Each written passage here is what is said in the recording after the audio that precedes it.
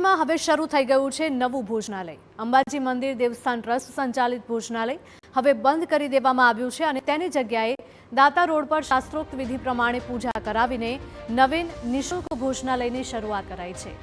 નવા ભોજનાલયની શરૂઆત કરાવતા કન્યા પૂજન કરાવાયું હતું અને સૌપ્રથમ કન્યાઓને ભોજન જમાડાયું હતું। પ્રથમ દિવસે જ નવા ભોજનાલયમાં ભક્તોની લાંબી કતારો જોવા મળી।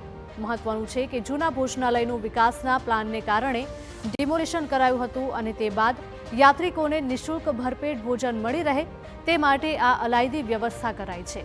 આ ભોજનાલયમાં દરરોજ 15,000 લોકો જમી શકે તેવી સુવિધા છે। તો સાથે જ ટૂંક સમયમાં ઓટોમેટિક મશીન પ્લાન્ટ પણ કાર્યરત કરવામાં આવશે।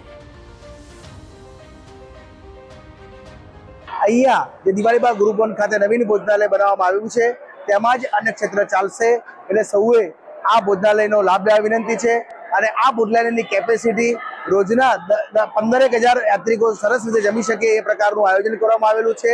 હવેથી સૌ ભાઈ ભક્તોએ પણ આ બાબતે ધ્યાન લેવા વિનંતી છે કે હવે આપણું ભોજનાલયનું જે છે એ ટ્રાન્સફર કરી અને નવીન જગ્યાએ લાવ્યું છે।